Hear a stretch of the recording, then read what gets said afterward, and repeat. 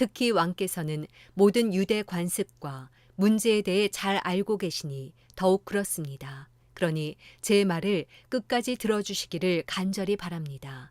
유대 사람들은 제가 어릴 적부터 제 고향과 예루살렘에서 어떻게 살아왔는지 다 알고 있습니다.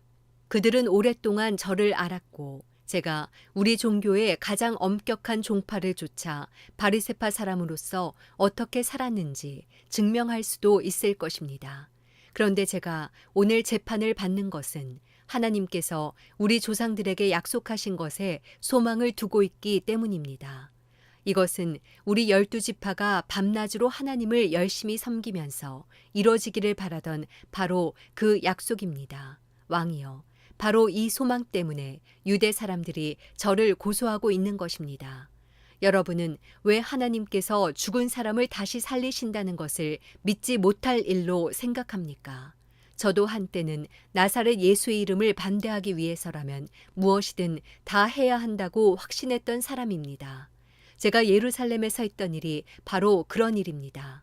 대제사장들의 권한을 받아 많은 성도들을 감옥에 가두었고 그들이 죽임을 당할 때 찬성했습니다. 여러 회당들을 다니며 그들을 여러 번 처벌했으며 강제로 그들에게 모독하는 말을 하도록 했습니다. 그들에게 격분한 나머지 다른 나라 도시까지도 찾아가 핍박했습니다. 그런 일로 다니던 가운데 나는 대제사장들의 권한을 위임받아 다메섹으로 가고 있었습니다.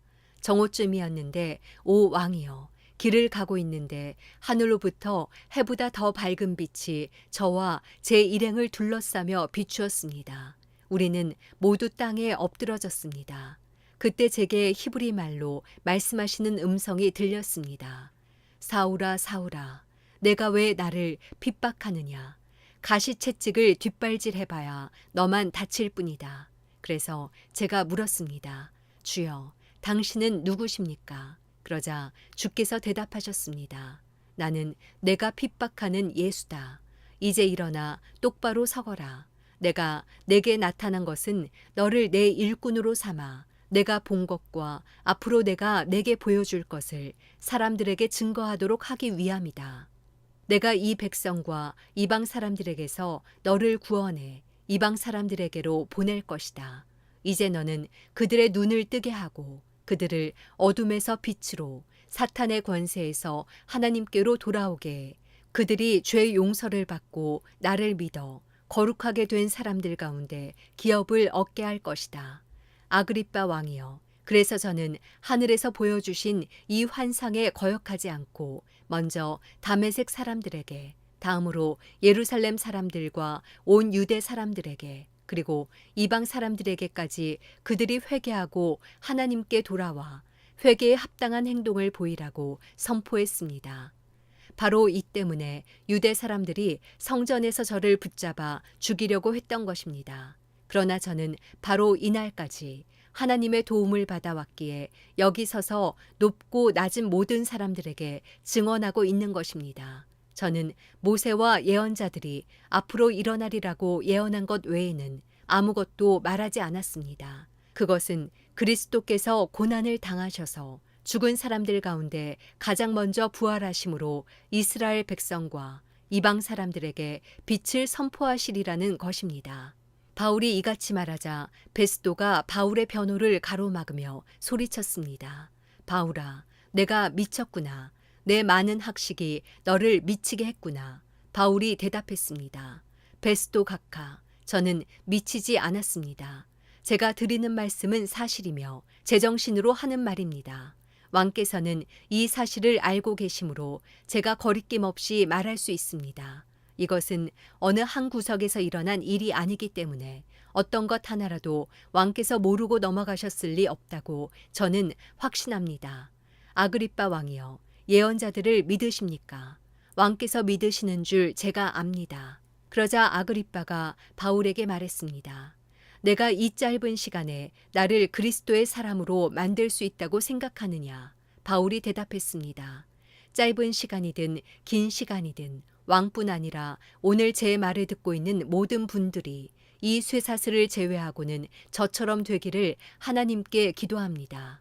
그러자 아그리빠 왕이 일어났고 베스도 총독과 버니게 그리고 그들과 함께 앉아있던 사람들도 다 일어났습니다. 그들은 밖으로 나가면서 이 사람은 사형이나 징역을 받을 만한 일은 하지 않았다라고 서로 말했습니다. 아그리빠는 베스도에게 이 사람이 황제께 상소하지만 않았더라도 석방될 수 있었을 것이요 라고 말했습니다. 사도행전 27장.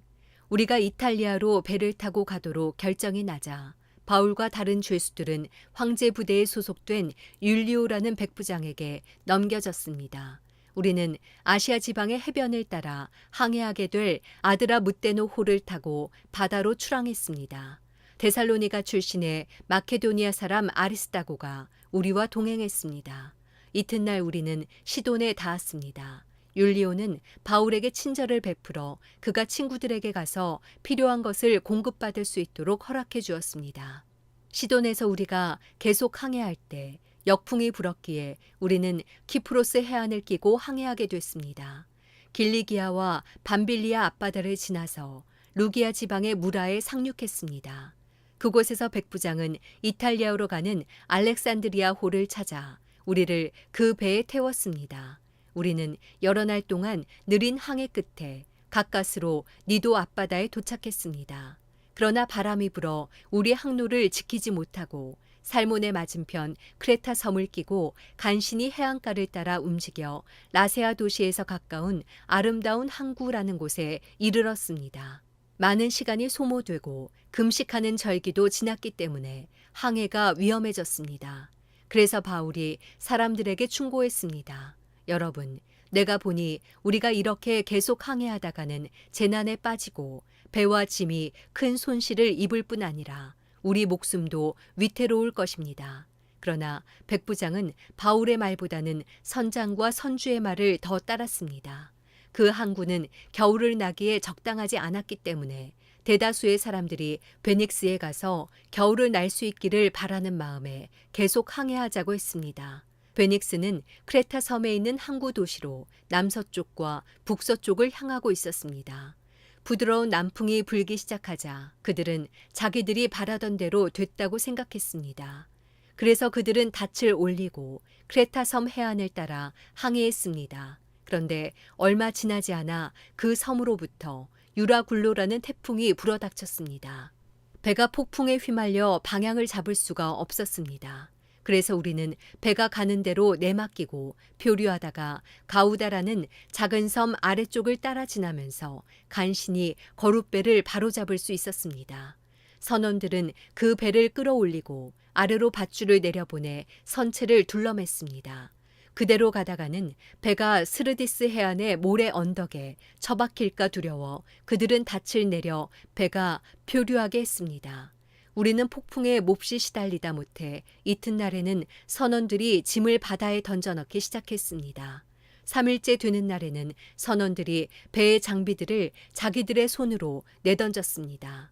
여러 날 동안 해와 별도 나타나지 않고 폭풍만 계속 불어닥치자 결국 우리는 구조될 모든 소망을 포기했습니다. 사람들이 오랫동안 아무것도 먹지 못하고 있는 가운데 바울이 일어나 그들 앞에 서서 말했습니다.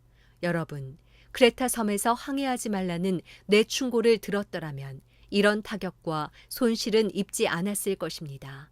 그러나 이제 내가 여러분에게 당부합니다.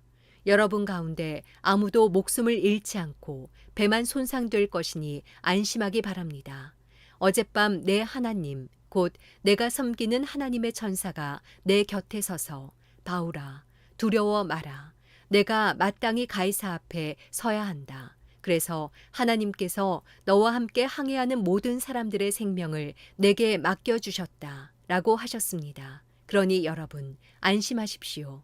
내가 하나님을 믿으니 내게 말씀하신 대로 이루어질 것입니다. 그러나 우리는 밀려서 어느 섬에 닿게 될 것입니다. 10살째 되는 날 밤에 우리는 아드리아 바다 위에서 표류하고 있었습니다. 한밤중이 됐을 때 선원들은 무태 가까이 왔음을 직감했습니다. 수심을 재어보니 물의 깊이가 약 25르귀아였습니다. 조금 있다가 다시 재어보니 약 15오르귀아였습니다. 우리가 암초에 부딪히게 될까 두려워 선원들은 고물에서 4개의 닻을 내리고 날이 밝기만을 바랐습니다.